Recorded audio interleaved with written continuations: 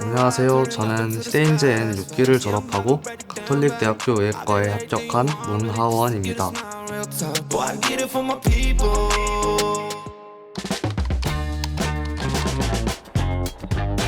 가장 약했던 과목은 지구과학 1이었는데요. 베이스가 없는 상태에서 처음 배우게 된 과목이라서 유독 어려움이 많았습니다.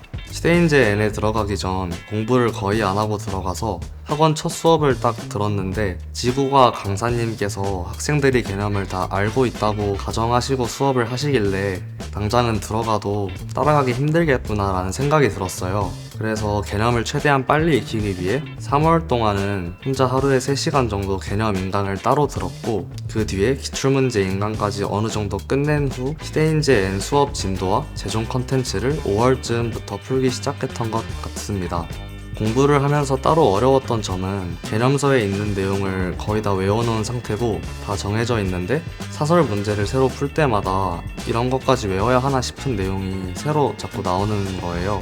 그래도 경험상 기출 문제를 풀다 보면 결국 중요한 건 문제 발문을 똑바로 읽고 요구하는 바를 이해해서 교과서 개념을 잘 활용하는 거라고 생각을 해서 그런 일관된 태도로 문제를 많이 풀려고 노력을 했던 것 같습니다.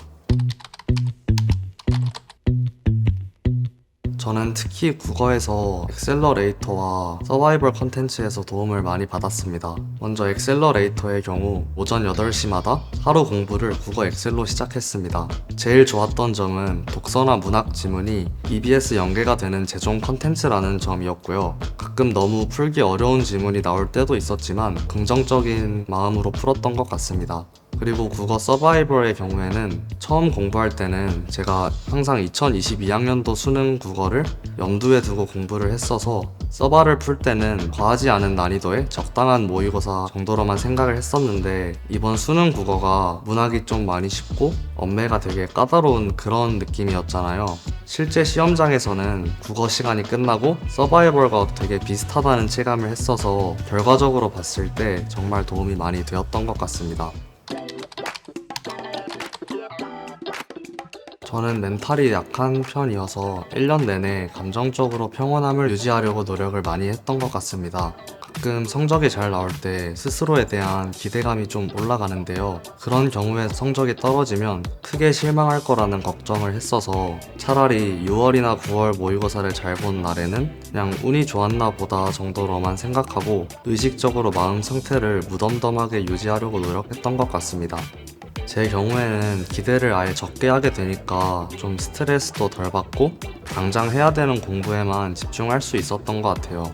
진인사 대천명이라고 해야 할 일을 다 하고 나서 하늘의 명을 기다린다는 말이 있는데, 수능을 준비하는 데 있어서 모든 변인을 통제할 수는 없다고 생각하거든요. 그렇게 1년 동안 마음가짐을 잡으니까 큰 흔들림 없이 잘 시험을 마무리할 수 있었습니다.